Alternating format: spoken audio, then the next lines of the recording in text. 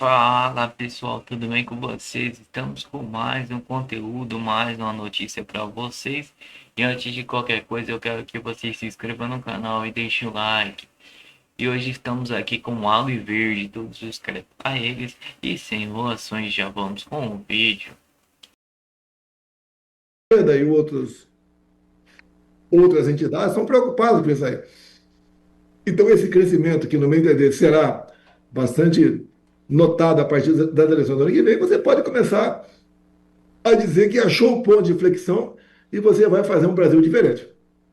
Presidente, agora a gente continua preocupado com a saúde do senhor, né? O senhor segue nas agendas, sei que na sequência, semana que vem, depois da Avenida Paulista, a gente tem Balneário Camboriú na sexta, tem Florianópolis no sábado, aí de 9 a 11 o senhor vai estar em Rondônia, tem Cacoal, tem São Miguel do Guaporé, tem Ji-Paraná, tem Vilhena. Como é que está a saúde do senhor para enfrentar tudo isso, presidente? A agenda estava mais apertada. Você pode notar aí que eu estou com crise do soluço, estou até bem agora, mas fica horas a fio, fico soluçando, não tem remédio para isso. Agora, essas agendas são importantes, um pouco de sacrifício da gente. Os 70 anos de idade pesam um pouco, mas vale a pena. Eu acho que amanhã em Belo Horizonte será um grande evento. Depois, na Paulista, a gente aproveita a oportunidade aqui, pede quem esteja nos ouvindo, né, que ajude na divulgação. Compareça, a pauta é justiça, é liberdade e anistia. Não desista. É o terceiro encontro que a gente faz na Paulista, do ano passado para agora. Agora, alguns querem a solução de imediato, você não vai ter. Agora, se jogarmos a toalha, fica pior para todo mundo. É sinal que o sistema venceu. Eu quero é que a democracia vença. Eu quero, quando se fala em anistia, né? Eu não sei por que a esquerda está contra a anistia, porque basicamente todas as anistias no Brasil, a esquerda foi a beneficiada. A última, uma das últimas, né? Foi em 79.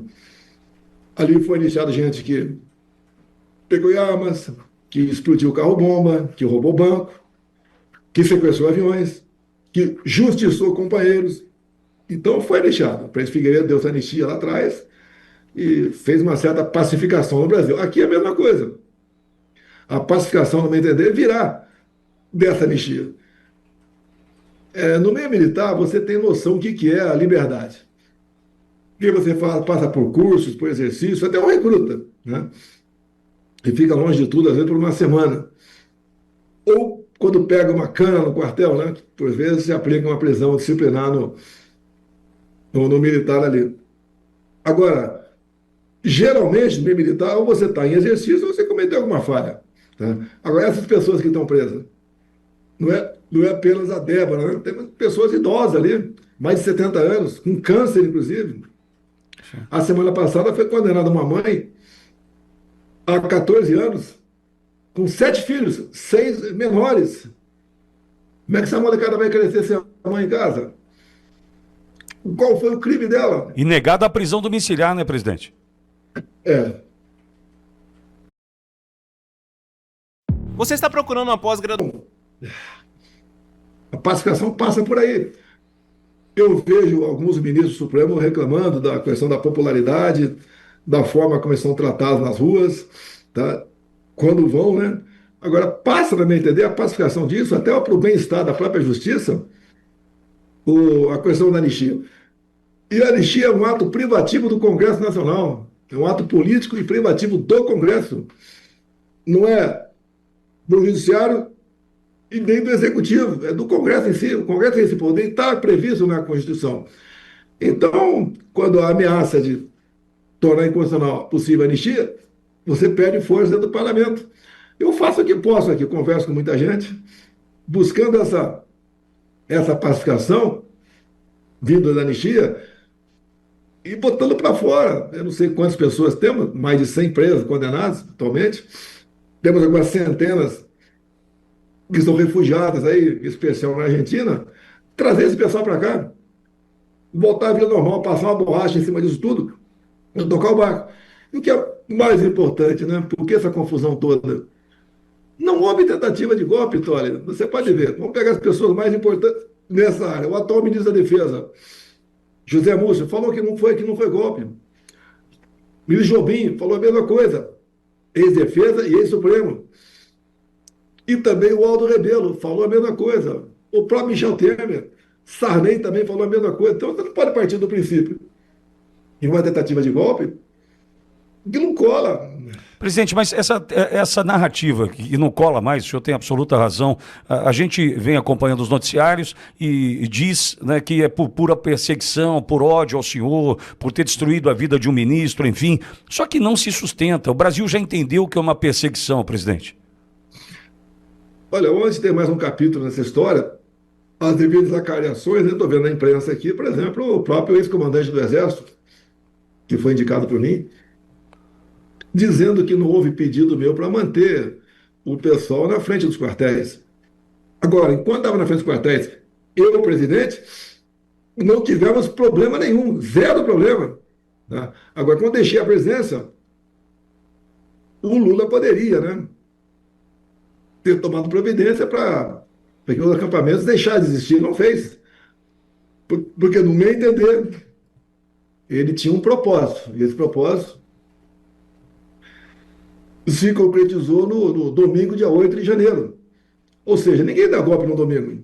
Ninguém dá golpe desarmado, sem uma liderança, sem um núcleo financeiro, sem ter articulações com o parlamento, com parte da mídia e até de fora do Brasil. Então, nenhum desses ingredientes aconteceu. Igual você quer fazer um bolo. Não tem ovos, não tem fermento, não tem farinha de trigo, que mais vai no bolo aí? Não tem maisena, então açúcar, então não tem bolo, pô. Você não tinha nenhum ingrediente para fazer o bolo, você não tinha nenhum ingrediente para dar um golpe. E se eu, vamos supor que Jair Bolsonaro quisesse dar um golpe, teria dado em 22, e não depois de nomear os comandantes de força e entregar o governo, que simbolicamente entreguei dia 30 de dezembro viajando, para fazer um ato de força no dia 8 de janeiro. Não tem cabimento isso. Presidente, ao mesmo tempo a gente sabe que existe, né, em toda essa perseguição, o objetivo é tirá-lo da disputa do ano que vem. Haja vista a questão envolvendo os embaixadores, a reunião com os embaixadores, né, o evento do 7 de setembro na Avenida Paulista, enfim, do Brasília. A gente vem acompanhando as narrativas construídas e a tentativa de tirá-lo de fato do páreo em 2026. E eu defendo, presidente, é uma defesa do Pittore, né, que se o senhor não estiver no páreo ano que vem por uma decisão própria, o senhor tomou a decisão de não estar e indicar alguém, né, aí é uma decisão do senhor. Agora, caso de fato venha persistir a decisão de mantê-lo fora do páreo por algo que não se sustenta, entendo que é uma eleição que perde sentido para nós, presidente. Para mim é uma negação à democracia. O que é a democracia? Ela é materializada pelo voto, auditável e com contagem pública. Assim se faz a eleição. Lá atrás, você pode ver, em 82, apesar da reação que as Forças Armadas tinham para com o Brizola, ele foi eleito governador do Rio de Janeiro. E foi respeitado tudo isso aí. Agora, o contrário, você pode ver as pesquisas. Eu sempre boto um pé atrás no tocante à pesquisa. Mas aí as pesquisas estão me dando. Eu, o mais competitivo, e derrotando o Lula por ocasião das eleições. Depois vem os outros nomes ali para baixo. Então, tirar a gente do páreo por intermédio de inelegibilidades ou condenações absurdas, ou seja, o ativismo judicial aconteceu na França, a Marine Le Pen está inelegível acho, por 5 anos, na Romênia a mesma coisa, nos Estados Unidos quase conseguiram tirar o Trump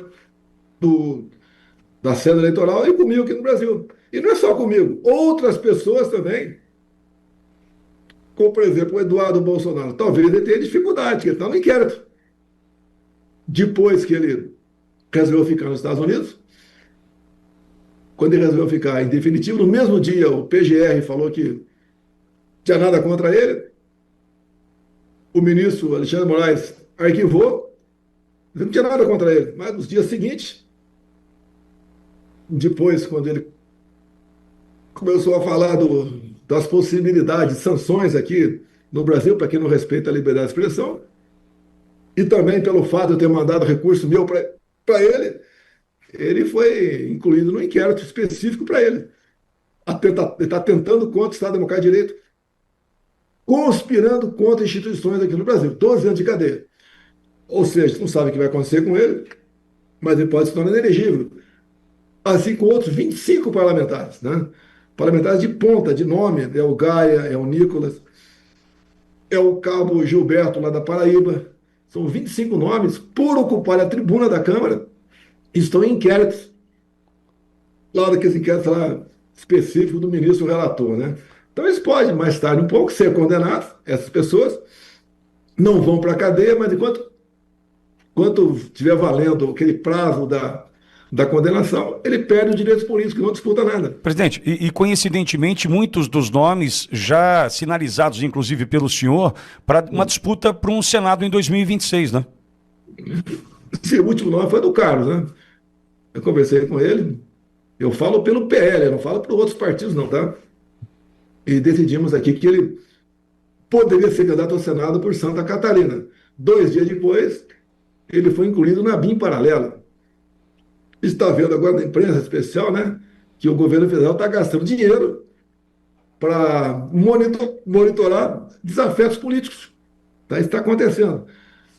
Então, esse processo todo, juntado com que o Supremo decidiu prorrogar a validade dos inquéritos até 2026, é sinal que eles vão estar ativos nessa questão. Eles vão, não é que vão, né? Estão demonstrando que essas pessoas com potencial para o Senado vão ter problemas com a justiça. Isso também é negação à democracia. Eu nunca falei que queremos um Senado forte para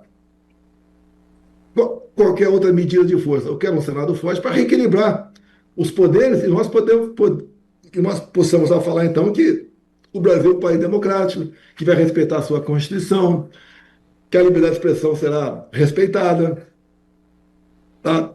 Que essa liberdade junto às mídias sociais seja para valer.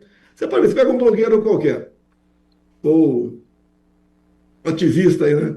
Se ele começar a escrever coisas que não condizem com a realidade, o pessoal abandona, como nós temos várias pessoas que foram abandonadas, mudaram de lado, né, sem motivo nenhum, e foram abandonadas. Agora, os outros, que têm uma certa coerência, né, vão ser mais do que mantidos, vão ser fortalecidos.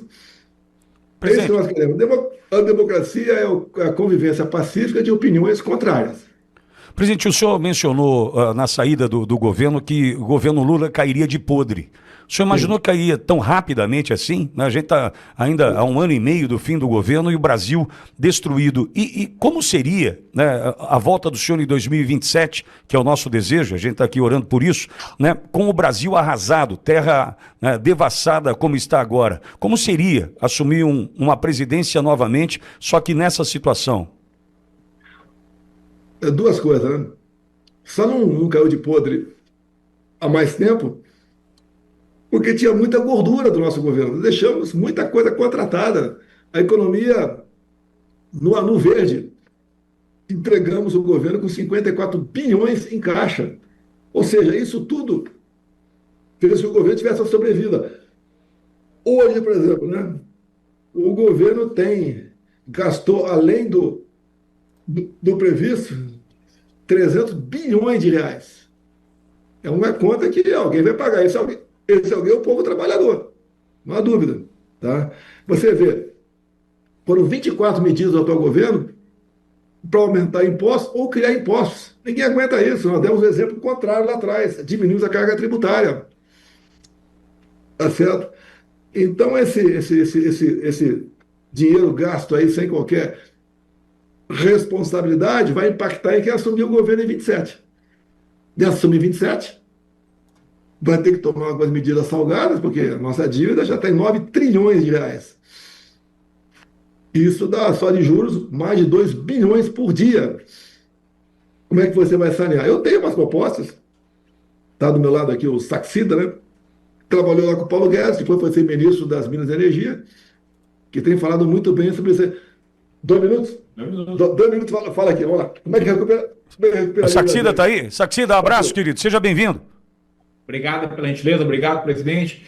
Bom, para recuperar a economia brasileira, primeiro é serenidade, muita serenidade, uma equipe econômica experiente, o apoio do presidente, o apoio do Congresso Nacional e sem atropelos. O que você precisa é da previsibilidade. Vamos colocar um teto para a dívida pública, para todo mundo ver aos pouquinhos como nós vamos fazer esse ajuste. O governo é um grande transatlântico. Então a coisa tem que ser devagar, com previsibilidade, sem atropelo e, acima de tudo, reduzindo impostos. Porque quando você reduz imposto, você deixa dinheiro com o povo, o dinheiro gira, é o empresário. É isso que nós temos que fazer: melhorar os marcos legais para dar previsibilidade e segurança jurídica ao investimento. Ou seja, nós temos que fazer exatamente aquilo que a gente já fez. E tão resultado está dando que você teve o crescimento de 2023, 2024, justamente pelo que o presidente falou, pela gordura que nós deixamos. Então, o povo brasileiro pode ficar tranquilo com o presidente Bolsonaro e com uma equipe econômica experiente, com muita previsibilidade e serenidade, tem conserto a nossa economia. Obrigado, fiquem com Deus. Obrigado, Saxida. Fala pessoal, vou estar lendo para vocês uma noticinha aqui. Conexão política. Embaixada dos Estados Unidos vai monitorar redes sociais que solicita visto de estudante. A partir de agora, os estudantes estrangeiros que solicitarem visto para os Estados Unidos precisarão tornar públicos seus perfis nas redes sociais e a exigência foi anunciada nesta quarta-feira, dia 25, pela Embaixada dos Estados Unidos no Brasil, atingindo todas as solicitações na categoria FMEJ, que abrangem cursos acadêmicos, vocacionais e programas de intercâmbio.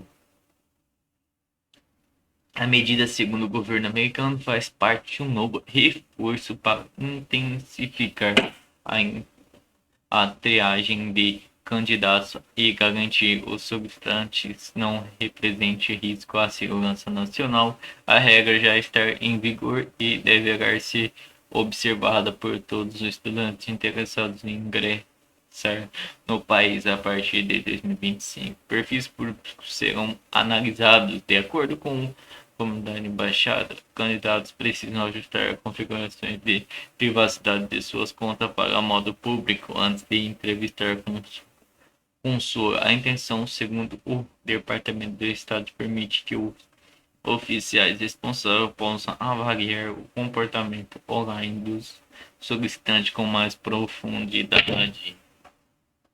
O objetivo é detectar ameaças potenciais. A exigência de acesso aberto das redes sociais permite à autoridade identificar postagens, interações ou posicionamentos que possam indicar risco à segurança americana. O procedimento será aplicado de forma abrangente e faz parte de um novo protocolo de verificação online antecedentes à entrevista com consulares. Para esse tipo de visto serão retomadas em breve. Os solicitantes devem se acompanhar os canais oficiais da embaixada ou dos consulados para verificar datas e horários disponíveis para agendamento. Então é isso, pessoal. Muito obrigado a todos por assistir até aqui. Não se esqueça de se inscrever no canal, deixar o like e compartilhar aí. Ative o sininho também. E comente aí de que cidade vocês estão nos assistindo. E sem enrolações, vamos fechar o vídeo. Obrigado a todos.